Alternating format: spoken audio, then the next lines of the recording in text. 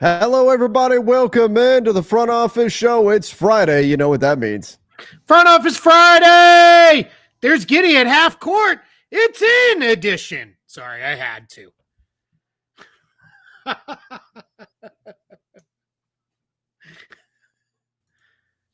I'm leaving, Now we're on the wrong sides. I'm leaving.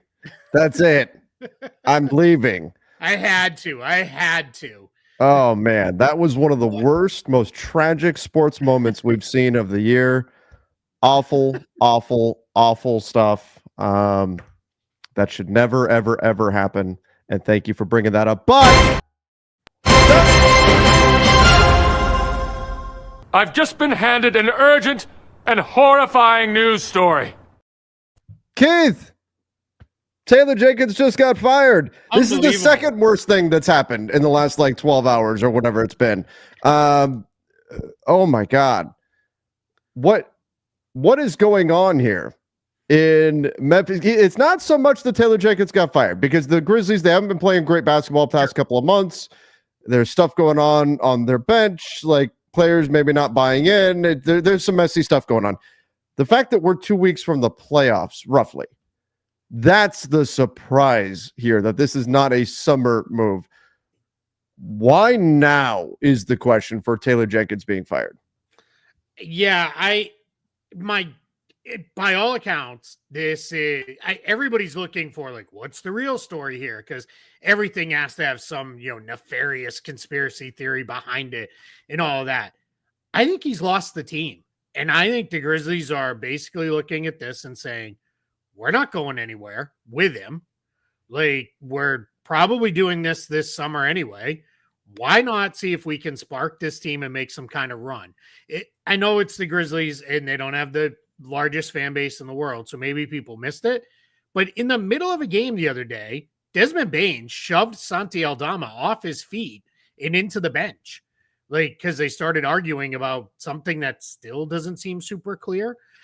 With that, they've had various players calling, not directly, but kind of calling each other out in the media and saying we don't communicate and all these issues. And Jenkins, he's looked like a guy, if you watch his pressers, who's just kind of out of answers. He's got nothing left. They are 9-13 since the trade deadline. They have not beat a plus 500 team since February 2nd. That's almost 2 months. They're not a very good team right now. They have really struggled. You pulled their schedule up. Look at the wins in there. None of those are against good teams. Dallas, New Orleans, Phoenix, Utah, lose to Cleveland. They lost to Sacramento, lost to Portland, lost to the Clippers, lost to OKC. Last night, Keith, I was doing the play-by-play on during the ill-fated Lakers Bulls game last night that will go down in infamy. And we were monitoring the score of this game, hoping OKC would beat the Grizz. And it was tied at 99, as I recall, if I'm remembering correctly. I believe it was tied at 99. It was something like that. And then the final score was 125-104. It was and I'm talking about 4 or 5 minutes. We go back and check the score again, and suddenly it was over. I mean, the blink of an eye, the Thunder just blew the Grizzlies off the floor. And to be fair, that's what the Thunder do. That's true. Regularly. Yes. They tend to get into these games. Fourth quarter is close. And if you only looked at the final score, you would just assume it was a blowout. I mean, even look at their last win over a 500 team or better was the Bucks on February 2nd. That's almost 2 months ago. They just are not playing good basketball. When they play good teams, they tend to struggle. It's a lot of double-digit losses in there, a lot of losses to teams that aren't very good, like San Antonio and Atlanta. Those were home losses. Grizzlies fans have really been, clamoring for some kind of change. And I think ultimately what happens is when a coach has had a team for a very long time, which Jenkins in NBA terms has been there for a long time now, and things aren't changing, you don't fire all the players. So you're going to make a change and change the coach.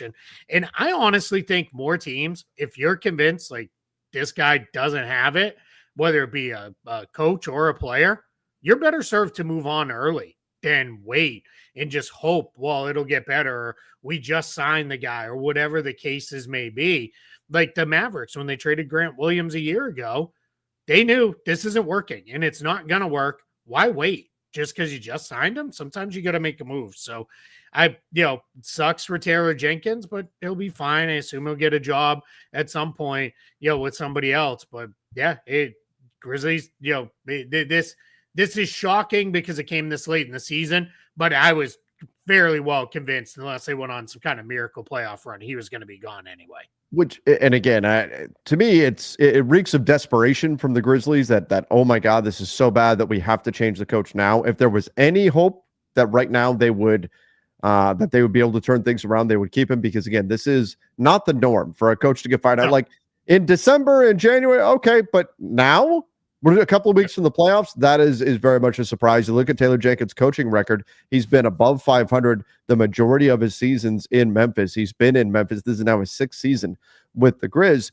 But Keith, I gave Taylor Jenkins a lot of credit last year for taking an impossible situation. I mean, that was not his fault. What happened to the Grizzlies last season? 32% win percentage, 27 games won, but that was injuries. Their whole team was wiped out by injuries to a laughable extent, just to keep from crying. Their injury report was like a receipt at CVS. And so this, what he did, developing Gigi Jackson, Vince Williams, finding Scottie Pippen Jr., right? The talent that he unearthed last season, I gave him a lot of credit for that. But this is also the NBA where, the reigning coach of the year can get fired, and on a few bad months, it's the way that it goes. But man, this is shocking that this has happened so close to the playoffs. Yeah, as Mark Stein called out over on Twitter, it was the latest in-season firing prior to this, I believe he said, was Paul Silas with 18 games to go. So now this comes with 9 games to play. They have not, unless it's come out in the last couple of minutes, they have not said who's going to coach the team moving forward. I went through and looked at the other coaches that they have on staff. There's no clear name that jumps out to me. It's maybe Grizzlies fans have a better idea. They don't even necessarily have someone who's got the title of associate head coach or anything like that. So yeah, it's definitely surprising, just the timing wise, surprising that it happened, a little bit less so. So let's see. Oftentimes you get this is a very much a European soccer term, but they call it the dead cat bounce, which is you get the big bounce from a new coach and things being, kind of shaken up a little bit. So we'll see if that happens for the Grizzlies or not here. Clearly, in a fight for seeding in the Western Conference. I saw a couple people suggest maybe they don't even make the playoffs now. I would be shocked if that happens.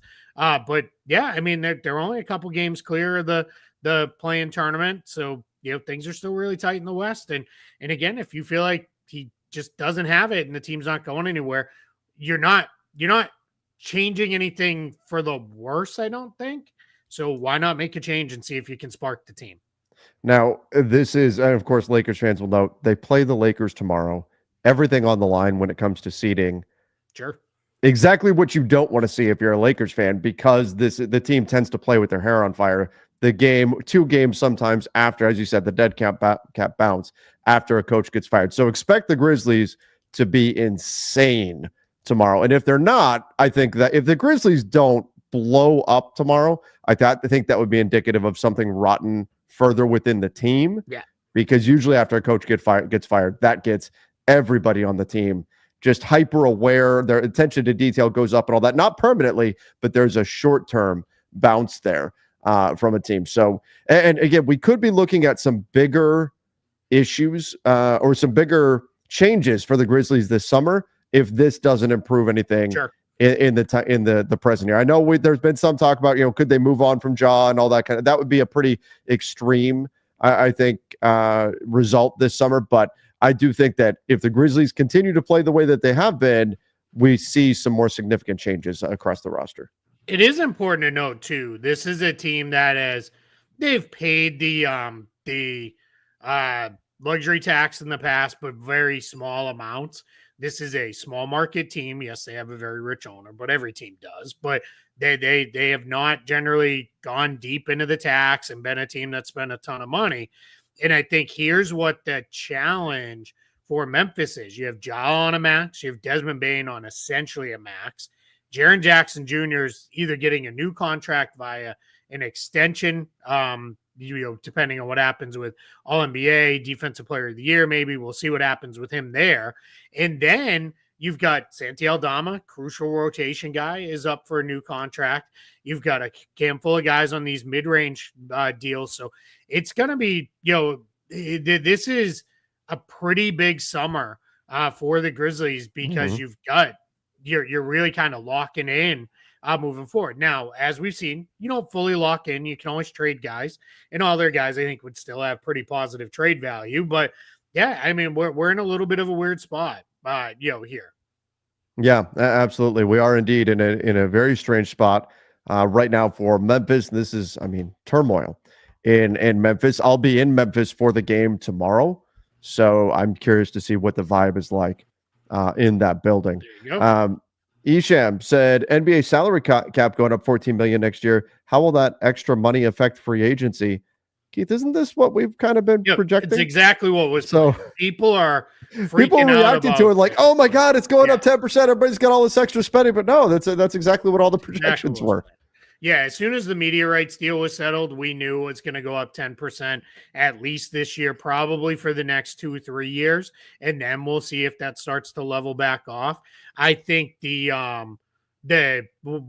timing too. People are like, well, why is this coming out now? If we all knew, it always does at the end of March, early April. The NBA kind of reaffirms for teams because let's face it, we're pretty close to half the league being season's over, and they're planning for the future here, within the next couple of weeks. So this comes out and they are going to go into a spot where what we end up seeing is the NBA, the max raise possible of the cap and the aprons, because everything's all tied together, is 10%. They put in the smoothing. So that's going to be where it goes. So we're not going to see, a giant cap spike or anything like that. Those don't exist under this thing. So yeah, I think we're in a spot where we're going to see this, be exactly what was planned. I don't think it'll come in, even $1 lower than the 10% max amount. And this is what all teams have been prepping for anyway. So there's really not extra money planning wise. Sean asks, who are the candidates to replace Taylor Jenkins? I mean, long term, I think they'll cast a wide net this summer and see who they can find. Short term, we don't know right now who it is that's going to take over, unless we've missed something since the show started that's gone out on social media. Yeah, exactly. So yeah, we have not seen anything. I've seen some people suggesting Anthony Carter's like the veteran guy on the staff who's been around, former player. So maybe that's how that will play out. We'll see. That presumably we'll find out before tomorrow. Someone's going to have to be the one calling timeouts and making subs. Teams never do this, but I kind of hope, coaches do their pregame presser. Sure. I hope we don't know when we're sitting in that press room tomorrow, and then just like somebody's mute, like the Stone Cold Steve Austin, the glass breaks, and we're like, "What? Whoa!" Everybody gets to pop. That would be fun. Like, what? That's Tony Allen's music. You know what I mean? Like that would be a good time. He worked there before, and he doesn't have a job anymore. Why not go back to Hubie Brown? He's only 98 years old or whatever he is. Why not? Can totally do it. Give him another run. I think when we get into the summer, I would not be shocked at all to see Frank Vogel's name pop up here. He's been out for a year now. He's been kind of doing the advisor thing with various teams. I know he's spent some time with Dallas. I think clearly a younger guy, in terms of coaching, he'll get back in, and I think that's a good fit for him. And what he does, you have really good defensive personnel there, so you could really, I think he'd be a really good fit with him. So I would not be surprised at all. I think that would be a great fit for the Grizz too. Vogel's style would fit very well there.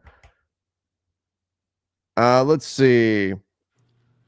Now, what about Taylor Jenkins? Like, I think he's fairly well respected around the NBA. Sure. Does he land somewhere? I mean, maybe he takes a year off. I don't know what he's got left on his contract with Memphis either. That might matter. Yeah, I don't either. Yeah, coach contracts are very hard to kind of get because there's no real what am I like repository for those where you can pull them from or anything. So it's usually the best thing that we try to do is write them down when they're reported that a new coach got it or an extension. But lately, even the extensions, it's just coach and team have agreed to an extension, and they don't even release the terms, and then you just get kind of stuck. So we'll see. I mean, Memphis, it's kind of rare for a team to go with a first-time coach after they fire a first-time coach. They generally then go to an experienced coach. So we'll see. But I mean, I think they'll really kind of get, like you said, they'll cast a wide net and really take a look at it. As far as Jenkins, though, I don't know. It's who's going to have openings. That's the big question you have to ask is, who's going to let coaches go? And right now, there's not even a ton of teams, if you're looking at it, where it's like, oh, that team's going to hire a new coach. Because some of the bad teams, they were only on like year 1 or 2 of their coach, and they knew they were going to be bad. So that they kind of align that. We'll see. Someone will get bounced earlier than expected in the playoffs and make a change. And that could be where they're like, hey, let's go with Taylor Jenkins, who's got a track record of success. Yeah, exactly. I didn't want that one. Let's go here. It was honestly time to fire Jenkins. So here's a Grizz fan. We were going nowhere with him, but also it's on our players too. With Ja, he either needs to play or get surgery and let Scottie Pippen Jr. run the show.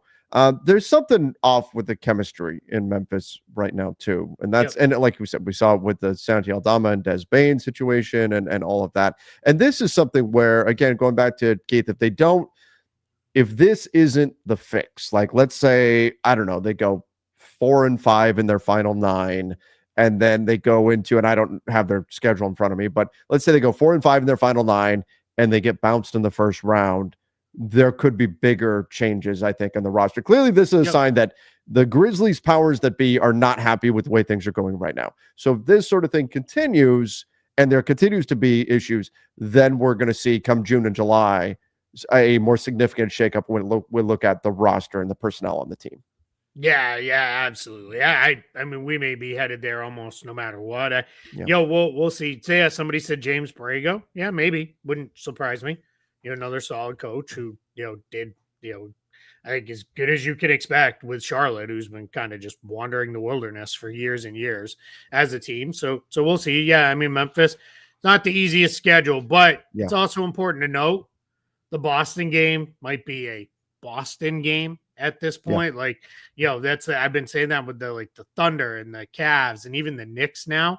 You may not be getting, the real versions of the Tibbs doesn't really rest guys. So you'll probably get the Knicks for 45 minutes. Yeah. But, the other teams. Tibbs will play Jalen Brunson coming back from an injury for 49 minutes in a 48-minute game. Yeah, he's going to be like, hey, you need to get back up to speed. You missed a few weeks. So let's get you back up there. So, with that. I mean, Memphis, that's a toughish stretch the rest of the way. Couple winnable one. Even there, Hornets is the only super easy game left. Dallas is still playing hard, even if limited. Miami's all right, and so we'll see where they go. Comment said Grizzlies and Darvin Ham #Grind City. Salute, go hard at them dudes.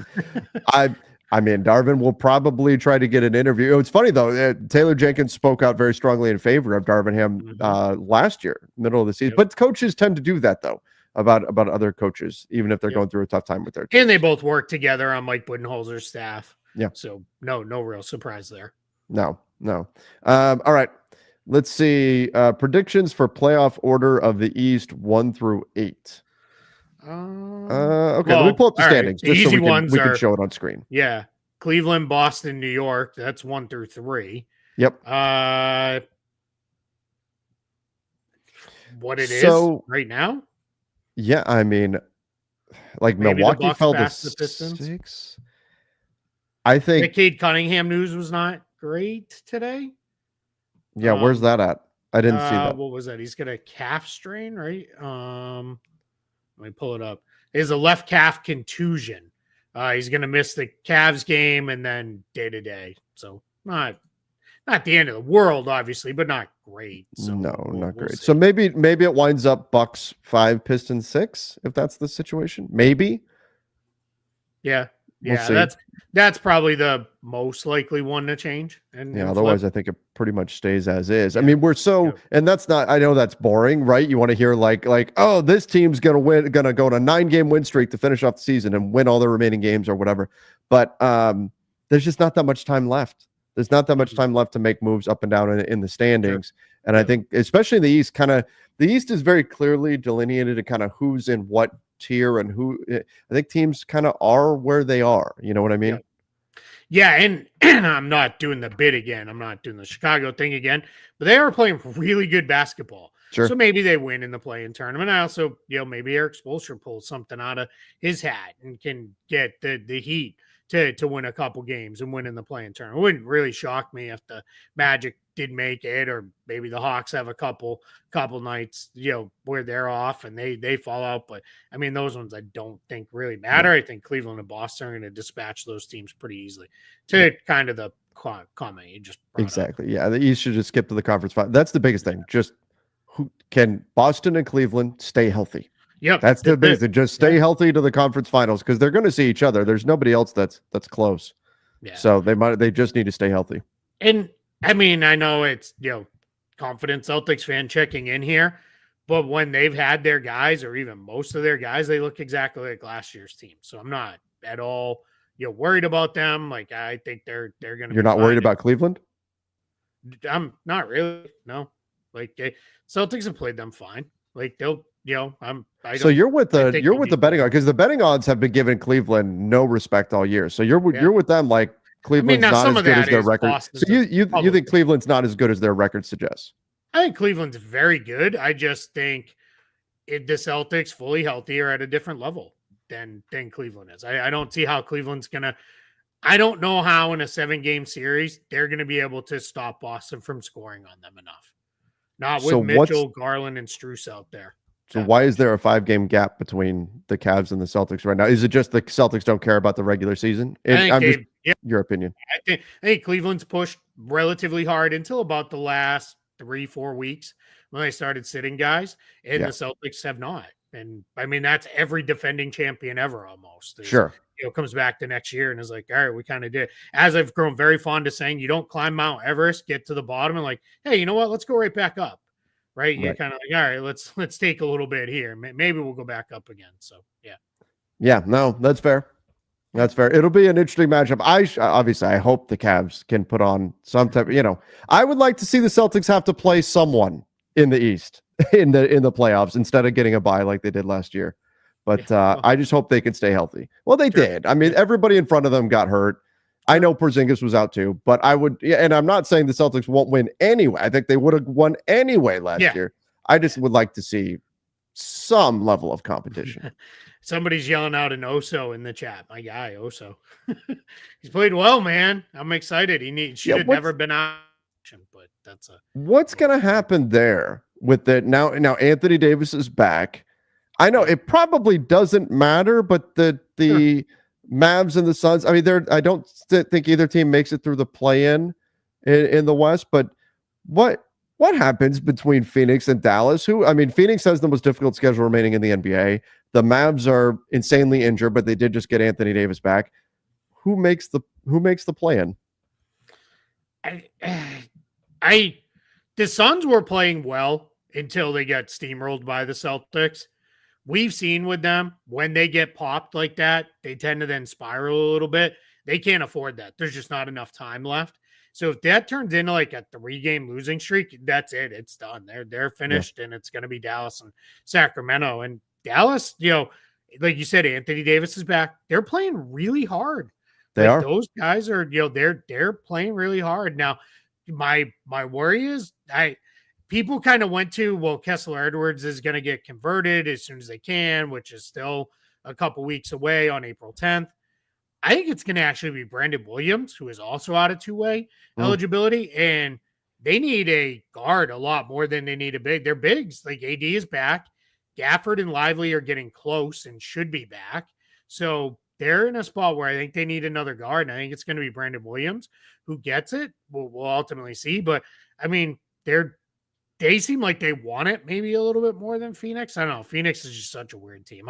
I'm trying not to get into them at all anymore. And also, hand up, I'm trying to ignore the Clippers run right now, because if I buy in on that again, I'm like, just take me out back and put a bullet in me and buy in, Keith. That might be the curse. Buy in on the Clippers.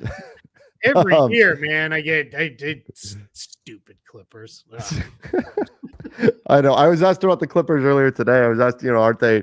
What do you think about the Clippers run? And I'm like, well, the problem is this: they do this each year, and then this is the time when Kawhi gets hurt again. Yeah. And so, obviously, I hope that doesn't happen, but that's been their undoing each of the last few years. We'll see where they ultimately wind up. I can't, man. I just can't. I have way too much PTSD with them. Like, it's if I go down that road again and they let me down again, that's it. I'm done. You're not going to be Bart Simpson with the electrified cupcake. Where you just keep going, ow, ow, ow, ow. Yeah. At some point, you learn your lesson. This is interesting. I'd like to see the NBA change the 9 and 10 seeds to the 4 breast records, regardless of conference. 9 and 10 in the East would be West teams. On one hand, like, sure, but do the 9 and 10 seed matter really? Yeah, who cares? That's the problem. If you're going to do that, do the whole thing. Do the whole thing and just eliminate and just seed 1 through 16 or 1 through 20, as it were, with the plan, and do away with the conference stuff and just seed your 20 best teams make it. If you're going to do that, just do the whole thing. And it's not to be a jerk about it, but it's just never going to happen. Half of the owners don't want it because they own East teams. Yeah. And for the last 25 years, it's really about since 2000, it's been the West has been the dominant conference. Now for the 20 years prior to that, from like 80 to 2000, the East was the better conference.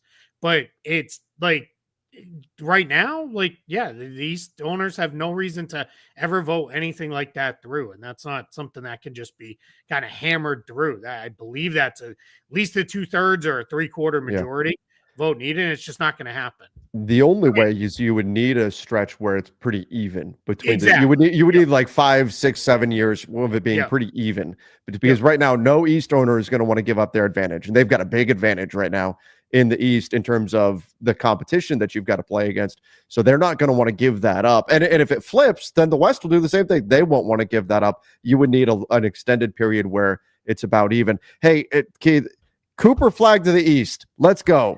Let's go. Let's even this thing out a little bit. Cooper flag to an Eastern Conference team. Let's give I don't know if this curses Cooper flag or not. Cooper flag to the Hornets. Let's make it happen, please. I will tell you this. If the Spurs magically win the lottery and get Cooper flag with Wemby, I'm moving to San Antonio.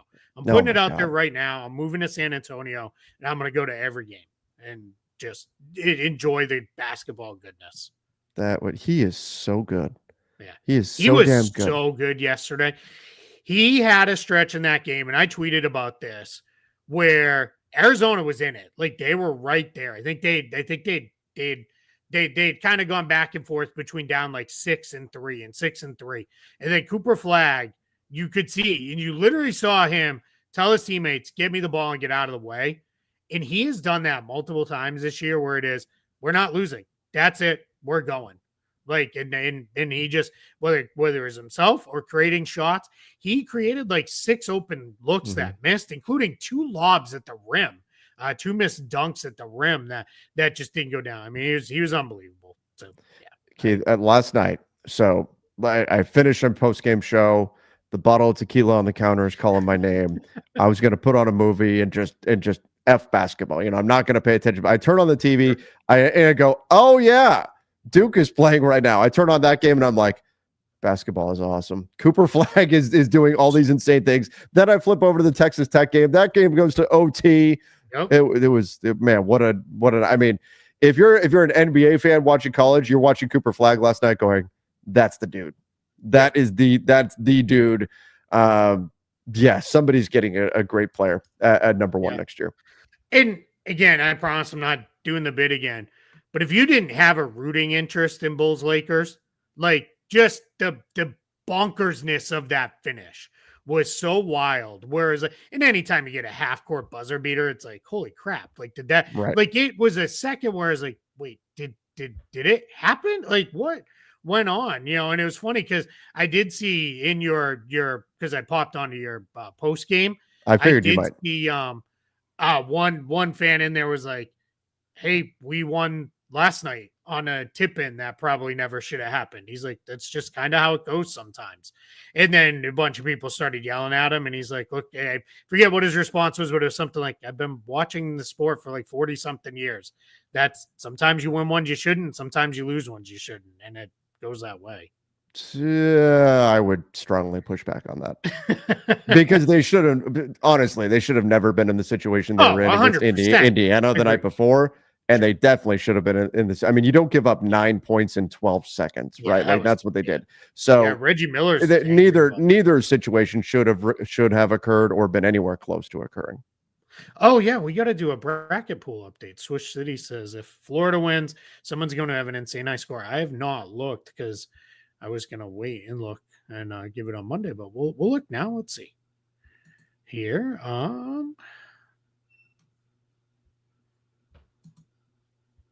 Come on now. This is thrilling podcast.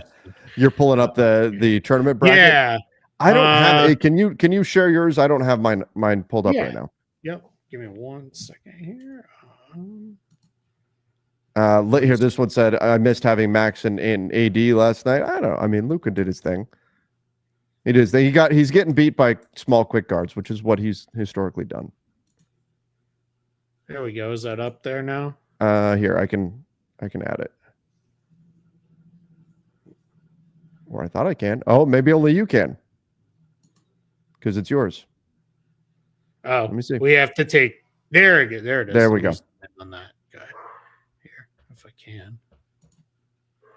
Well, I don't know if it'll zoom. I'm having trouble getting it to zoom in, but I know the dog's barking at the people cutting them off. It's SC 2 out of 3 ain't bad. Yeah, I mean, look at they're 99.9 percentile. Like that's going to be getting pretty high in the overall thing. Yes, we will do the lottery sim before we finish too. That's right. We'll do that. So yeah, I mean, let's see if the Gators keep making their run. Yeah, it looks like it's going to come down to Gators, Duke, Auburn, Houston. So yeah, a lot of people still alive in there, which is great. Excited. All right. Want to do the lottery sim? Yeah, let's do that. All right, let me get to that right now. Here we go. All right, here it is. Just remind everybody, we do one. That's it. Just one. We do one spin. We'll see. Philly is now has the fifth spot. We'll see if they hang on to their pick or not. We'll see what happens with everything else. All right, here we go. Here it is. Best of luck, everybody, to your teams. Everybody knows this is the final. official one. Adam Silver, I know you're watching, so this is official. Here we go. Who gets Cooper flag? It is. Oh, there it is. To the Hornets, just like I called it. Top 4 teams are all East teams. Look at that. They rebalance out the conferences a little bit. Let's go. Philly keeps their pick. They go up to number 2. Washington drops a spot, goes to 3. Toronto at 4. Utah at 5. New Orleans at 6. They drop 2. Brooklyn drops to 7. The worst possible outcome, right? For Utah? Teams jumped them. Yeah. Yep. Yep. Worst possible outcome for Utah there. Great outcome for Charlotte, obviously. Philly keeps their pick. And then nobody made like the big jump, like 13-1 or something. Nobody made the big jump in this. We saw, Toronto moves up 3, so that's a decent sized jump, but nobody made that, 10 to the 3rd spot or something like that. Yeah, exactly. Yeah, which is, it's fine. When those things happen, I prefer to let's rebalance out the talent a little bit with this. So I'd be perfectly fine with this outcome. It'd be kind of fun. It would be interesting. What do you think about Cooper Flag with LaMelo and with Brandon Miller, all that? I think it would be really fun. I don't think they instantly become good or anything, but probably, assuming Brandon Miller can get back, I think they all fit together. They can all handle the ball, can all shoot. Flag plays great defense. Miller plays okay defense. LaMelo has heard of that end of the court, presumably. But yeah, it would be fun to watch them on offense together for sure. That'd be good. And it would open up some other opportunities to maybe see if you could move Miles Bridges or whatever and that. But that's the thing, right? You want them to go somewhere where they all can fit together pretty good. So, and obviously any one of these teams, I had someone ask me on radio, is there a team that if they move up wouldn't take him? And I was like, if so, then they should all be fired. Immediately. Like, of course, he's got to go number one. Everybody would take him. I'm going to pull this one up. Marilyn Terrapins from Twitter asks, thoughts on Derek Queen and where he'll go now versus Mox a couple of months ago. Yeah, a couple months ago when we were like in the middle of the college season, like middle of the regular season, he was mocked like in the 20s by most people. I think he's probably going in the mid to late lottery now. I think teams have seen, all right, this is a big man you can really build a lot of stuff around because he can handle, he can pass, he can shoot, like he can do all those things. So I think that becomes a place where it is, that's what teams want in a modern big man. Defensively, he's not great. I think he has better tools than he shows all the time. I think he's a pretty good rebounder. So, but yeah, I think Derek Queen's now probably going to be a mid to late lottery pick. Well, it's a big rise there for him. I can't wait for all the draft stuff and everything coming up in June. That's always a lot of fun when we start getting into that. And then of course we have our marathon live show. And this is where it really helps that it's now separated into 2 days. Yeah, exactly. Because we can survive the draft now with it being a 2-day event. Instead of trying to catch up and everything. I'll pull just because there's a couple more draft related questions. Nick Clifford, who played really well for Colorado State. How high would you put him? I've got him in the early 20s on my board. And I'll be releasing another big board update maybe this weekend. We'll see. I might wait till after the Final Four is over. But he kind of feels like Jalen Williams, who had that really major rise a couple years ago to Oklahoma City, where he ended up going really high. I think there's a chance we see something similar with Nick Clifford because he is the kind of do-it-all wing that teams really want. He can handle, he can pass, he can shoot. He's a pretty solid defender. He can really score. He just knows how to play. I think he's really, really fun. So I would not be surprised at all if he ends up sneaking maybe into the late lottery, but probably early 20s. For him. Would this be the most rigged result? Mavs get the number one pick because there's people buying into the conspiracy that the NBA like influenced Luka to the Lakers to get him to a big market and create buzz around the end, increase TV ratings.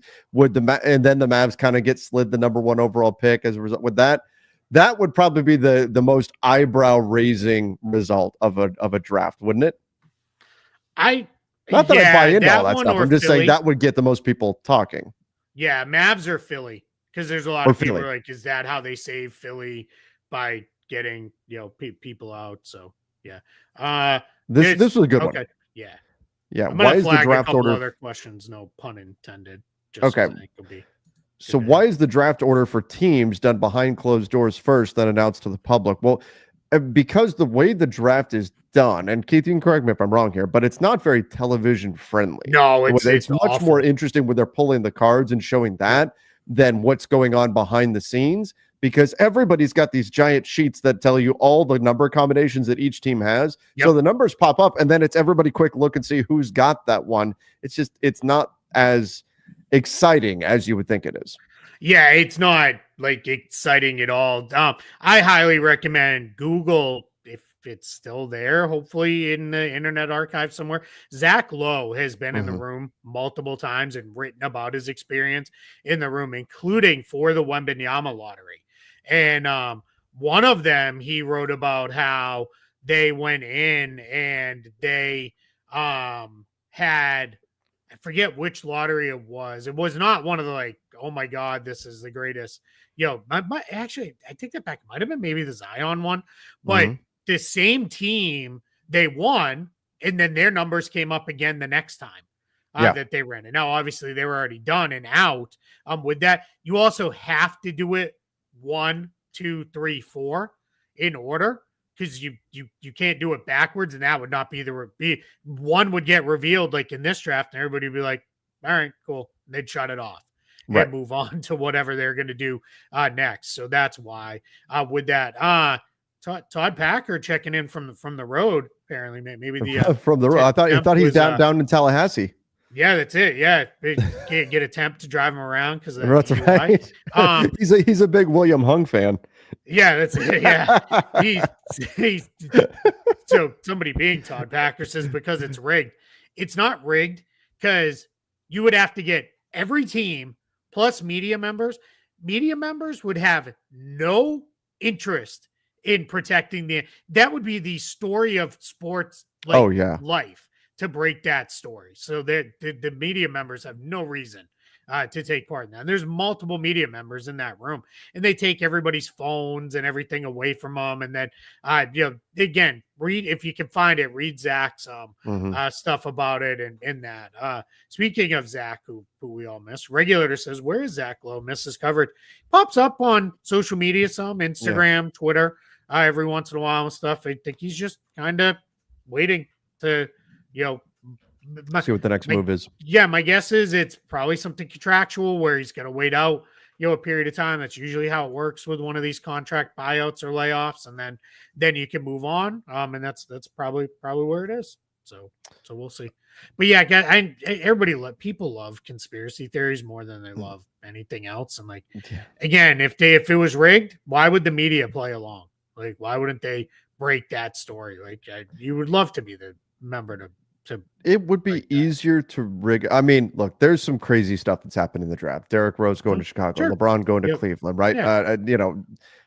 Zion landing in New Orleans right as they were losing Anthony Davis. Anthony Davis going to the Hornets, they were at the time, right after the whole Chris Paul fiasco was going down. Kevin Durant to Portland and Seattle when it was there's been some stuff, but way easier to do it back in the 80s with the whole frozen envelope thing with the Patrick Ewing draft than it would be now. But it's also fair to say some fortuitous outcomes have occurred as well.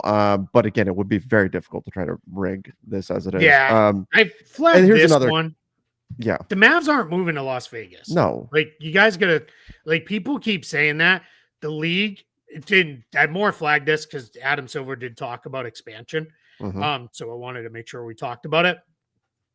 The league wants an expansion team in Las Vegas. They don't want a team to move. No. And I know people are like, well, then they'll just put an expansion team in Dallas. They want the Mavericks in Dallas. And then they want an expansion team in Las Vegas where they'll get a ton of money for it. And that's going to be how it goes down. For anybody who missed it, the Board of Governors meeting was yesterday. They'll do another one again in July. But the one they had yesterday, Adam Silver talked about it. The kind of big-ish topics that came out of it was they did not do anything with the Wolves or Celtics sales.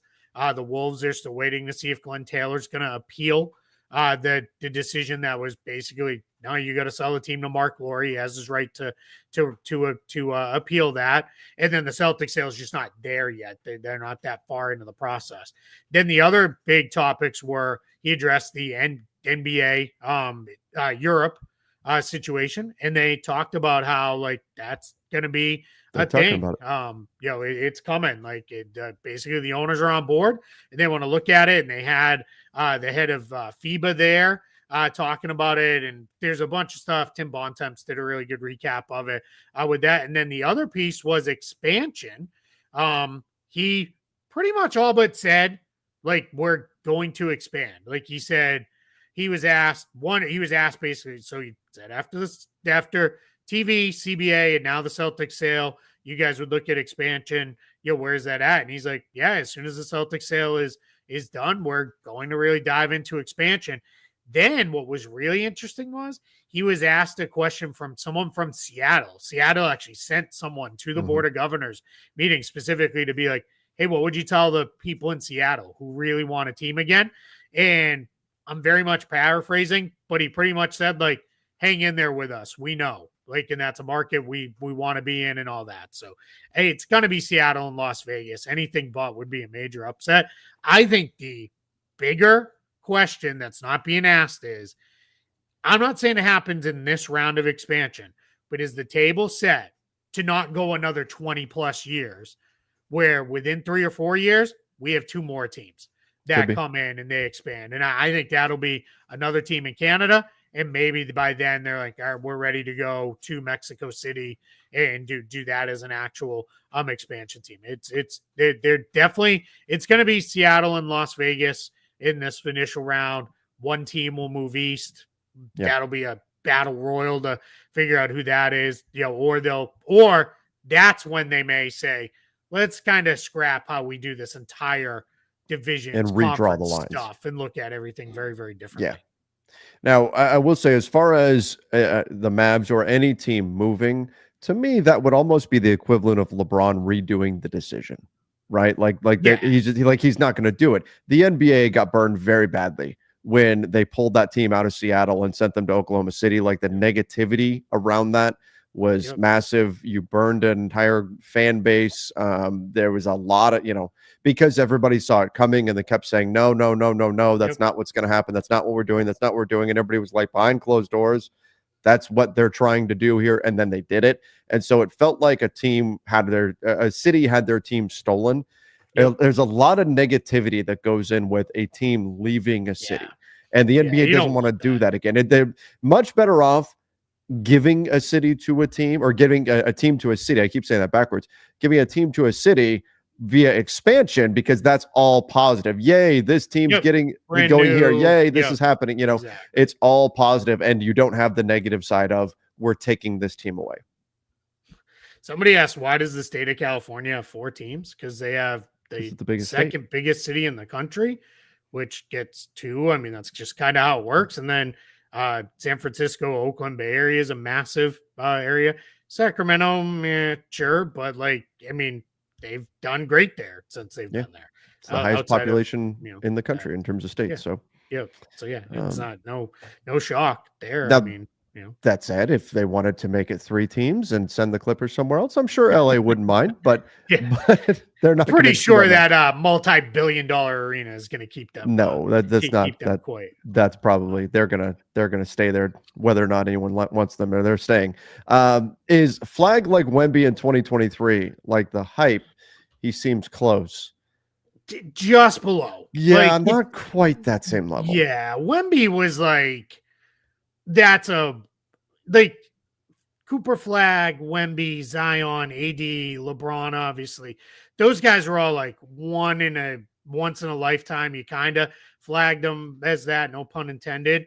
But then there's levels within that. Like LeBron, I think, unless people were invested in him failing, like everybody knew, like, all right, he's going to be something here. And then Wemby, like, it was pretty clear, like, he's going to be, he's gonna be kind of everything you could want in a basketball player. So I think I think it's gonna be Cooper Flag just below that. Yeah. So agreed. What is this? Is this that the Queen? Yeah, I think that was about Nick Clifford. I'm guessing. I meant to bring that up before. I meant to bring it up and I must have hit the flag message with it. So the reason I even tagged this one was NBA teams have had a bit of a shift in mindset with older players in the draft.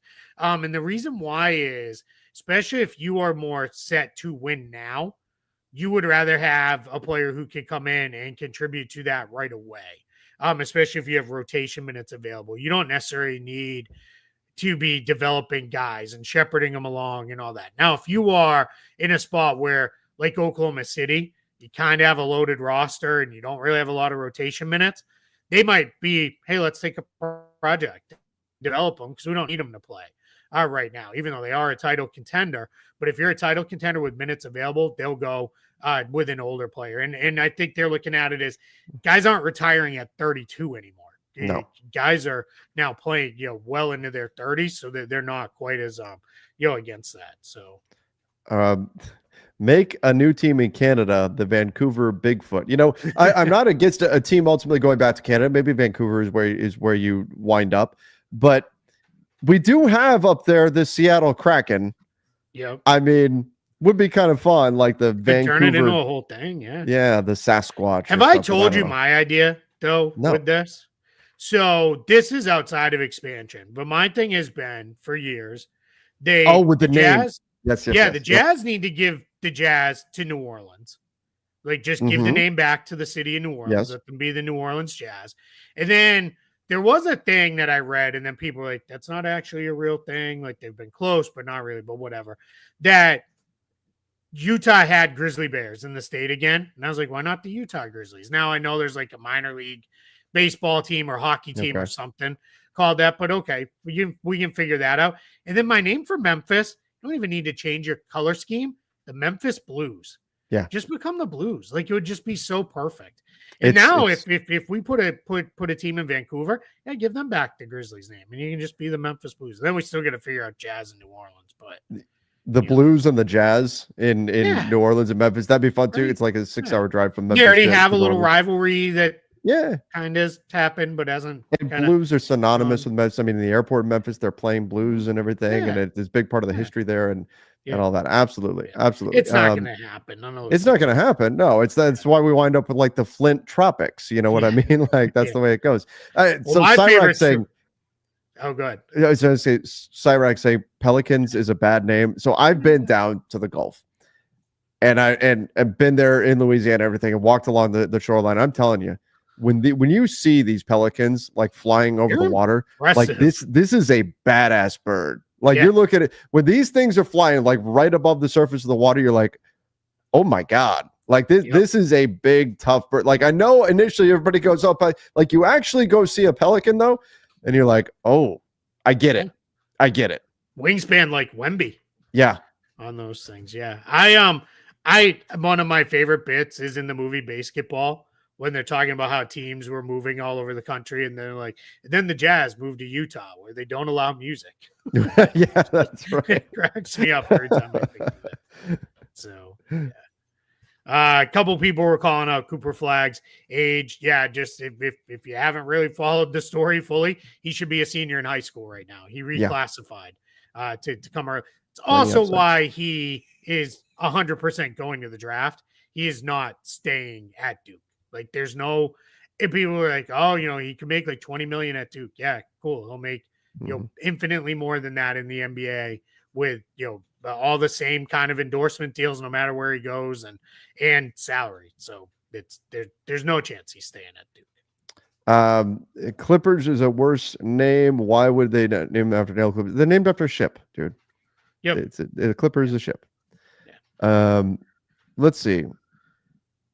Not a cruise ship like they made their logo, but that's made their logo, like a cruise ship. Kings were now we're like, man, weird. This is now fully turned into a front office Friday because we're like off the rails. We're off the rails. Somebody's saying when you Bulls get a huge win, you only talk about the Lakers. We hardly talked about the Lakers at all on this show. We've been talking about the Grizzlies. You guys complain we talk about the Lakers too much. Like, go back and watch the start of the show. He's complaining the Bulls got to win. You only talk about saying we've been talking about the Lakers all show. Like, we haven't really. I've been on purpose avoiding the Lakers because I don't want to talk about it. I've talked about them enough since last night. Come on. I'm going to go get the tequila bottle again. Damn it. Oh man. That's why they play 82 of them, because there's almost always another one coming. Yeah. Yep. Now that the Grizzlies have fired their coach and they're going to go crazy. Lakers become the Royals. No, I mean, now that's never changing.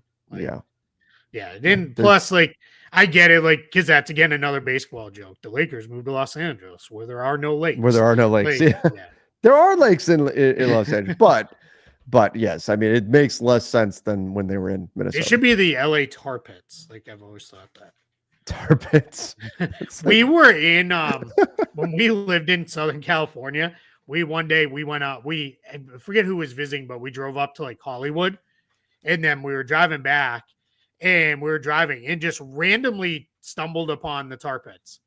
Like, and I was like, holy crap. Like, it's like right next to the road. Like, I had no idea. Like, I thought it was like, like off, like, set aside. And I'm like, it's like in the middle of the city, right next to the road. Like, I was like, that's crazy. So, yeah, I don't know why I thought about that, but I did. That is funny. That is funny. Trevor must have left the door open for Studio Stu to be where he actually wants. Actually, the door is closed, so he can't get in because I didn't want him to be in there. But I know, my studio is upstairs. I know I get about halfway up the stairs and I hear this little pitter patter. It's him right up behind me. He loves being. It's like one of his favorite things is to be in the studio. Perfect. It's his favorite. He loves it. What do you think Houston will do with the $55 million in available salary they will have next season? They don't have 55. I think that's like looking at Fred VanVleet comes off the books and all that, but they don't have cap space. Like that's not a thing. They're going to be an over the cap team. I would be very surprised if they're going to be there. So yeah. Why does Chick never appear? Cats rule because cats are also kind of territorial, and so like Stu has claimed the studio space. I mean, it's funny. Like if Chick does walk in here, Stu looks at him like, "What are you doing? What the hell? Why? It's my territory." And then they go and they fight and all that. And, it's the way it goes. It's funny with the I think one of the most apt quotes I've ever heard in my life was the one where it's like, you own a dog, you feed a cat.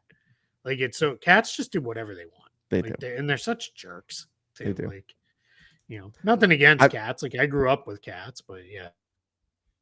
I love the Family Guy clip where Brian's in the car and they pull up next to another dog.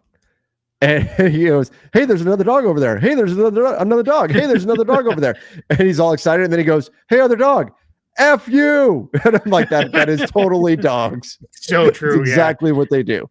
I like in Up when they like they're all like, because they have the collars that make them talk, and they're all like yelling at Doug, and then they're like squirrel, and like they all like instantly, that's how ours get. Today they saw a squirrel across the street, and it's like I thought they were going out right through the front window. We've got them in our backyard, and I swear they torment the dogs. They know just how close they can get, and the dogs will sprint as fast as they can to go try to get them. Nope, they never do. Those squirrels are so mean. Whoops, sorry. Glenn Penamora says all NBA bid for All-Stars playing hard. I like. In the All-Star game, like, give me a little more. Like, if you play hard in the All-Star game, then you get an All-NBA spot? Like, that shouldn't be it. And how do you quantify what? Yeah, how do you quantify what's hard? Like, there was a whole long discussion about tanking and how do you penalize teams? How can you say, I get it, like, it's to use the line, you know what it is when you see it. But like, we know when teams are tanking, but how do you know when a team's tanking versus they're just bad? Yeah. Like I would argue the Wizards are not tanking this year in as much as they've been tanking the entire year, but they're just bad and young. So it's like, I think you know a team's tanking when you've got strange lineups on the floor late in a game. Well, like nonsensical lineup players, Mark Madsen shooting threes, right? Like stuff like that, or 100. just outright like sitting players. Yes, right now, they're challenging him shoot 6 3-pointers a game. Like, yeah, that's clearly those are things. But also, what if Walker Kessler started making those 3-pointers, and then like that's all of a sudden a thing?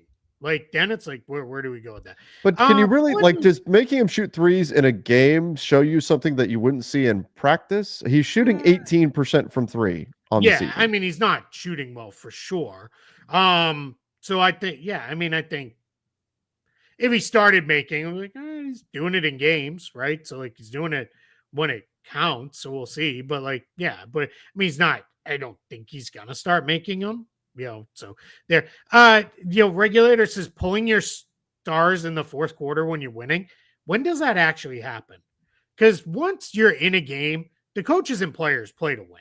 Yeah. Like that's, it's not, they don't get, people like to say those things because I saw a bunch of people last night were like, see, the Wizards might have had a chance to win. And then they sat Chris Middleton. Yeah. Chris Middleton actually hurt his knee and now is probably going to miss the rest of the season because of it. And also the Pacers did 162 points. Like, good Lord, save a couple for your next game. It was funny. I said that last night. I said, can the Pacers be like, can we apply all points above 140 to our next game? And a Pacers fan said, can we apply 2 to our last game instead? Like, that would be nice. But yeah, I don't, I get it. Like, we know when there's tanking, but players don't tank, and coaches tank only in the concept of like, this is where it is with like the organizational goals. And we're getting experience for these guys. But when they have a chance to win, trust me, I covered a whole lot of really bad Orlando Magic teams with a whole lot of different coaches over the years, and they all consistently said, because they're in media here would ask, you had a chance to improve your draft position. And whether it was Scott Skiles, Frank Vogel, Steve Clifford, all of them to a man said versions of, when you have a chance to win, you're going to try to win that game. Yeah. And then it was, we've lost enough already. Like when we have a chance to win one, we're going to try to win it. So it's just, it's tough, but yeah. All right, everybody. Well, we appreciate all of you for joining here on a Front Office Friday. Obviously, the crazy news today with Taylor Jenkins being let go by the Memphis Grizzlies. We'll see what that means. Oh, here we go. What are the pros, cons of the NBA starting a European League will affect the NBA's plans of making an expansion team in Vegas? If they're focused on that, it could postpone plans because they're focused on starting a European League. As far as the pros and cons, I mean, the only real downside is it would be like if it goes like XFL or something, it just doesn't work. Sure. But if it's successful, I don't think there's much of a con there. I'm with you on that. I don't, other than like, unless it's like full on losing a ton of money, then I think people would be like, all right, it's, then it didn't work. So it's the WNBA. Well, but they're on the verge. They're right there. They're right there. Let's give them credit. Sorry, I couldn't help it. They are now. Yeah, I mean, for years in the right it was direction. a loss leader for the NBA, and it's like, it's as I think Adam Silver even said one time, it was hey, you got to spend money to make money, right? Like that's where we view our partnership with the WNBA. And now it's kind of turning the corner there. I think it's good for. I think the NBA runs the best basketball in the country. Excuse me. So I think. Sorry, Studio Stu just busted the door open and walked in meowing at me. There he is. He said he wanted to be part of the show. Anyway, sorry. He wanted to check in. He's like, he heard the people were asking for him. So I think we're in a spot where the NBA runs basketball better than anybody else in the world. I would rather see them just kind of continue to do that worldwide. Like if you can do that in Europe, the key for that being successful will be you have to get real teams. You can't be the European version of the G League for European teams. It won't work. People won't have enough interest. Enough players won't really want to go there. But I think with that, as far as it affecting expansion, if owners are like, oh, wait a minute, we're spending a bunch of money to stand up this European League and we're going to slice our pie 2 more shares, they may say, no, I'm not really interested. So that's a little bit of a challenge with that. So, but I think there's enough money to be made off expansion that they'll go with there. Somebody asked about Daredevil. I'm enjoying Daredevil. Yeah, it's been good. I think it's been really fun. And then there was one other, Sebastian Lewandowski asked, do you think replacing All-Star game with an in-season tournament finals game would fix the issue? In theory, yes. But why would I want to give up my All-Star break to go play another game? That's the question that the players are going to ask. Sure. Like, what's in it for me? And the minor prize money's not enough, especially if I'm a guy who's like, I'm probably not going to play. So, why do I want to give up my week off during the All-Star break to go play? That's going to be your single biggest challenge with that. I mean, the guys already want to get there as late as they possibly can and leave as early as they possibly can to maximize their time off. It's the only time off they get in the season. I think Studio Stu is taking over the mic. He is. I told you he loves being in the studio. He must have just woken up too, but he's here checking in. Doomsday Cast. I think it looks good. Yeah, I'm excited for it. Clearly Thunderbolts and Fantastic Four are going to lead heavily into it one way or another. We'll see. How that works out. And they also said they weren't done. And then did you see Robert Downey Jr.'s message?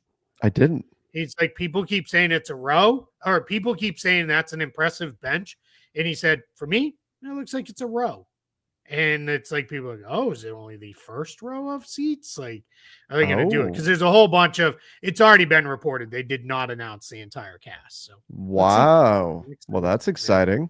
Yeah, I do think there's like the way they did it in Endgame, where like you focused on the main kind of group of people for 99% of the movie, and the rest came in at the very end. But yeah, I'm excited, man. It's gonna be fun. It gives us something to look forward to. So absolutely, I'm fired up for that.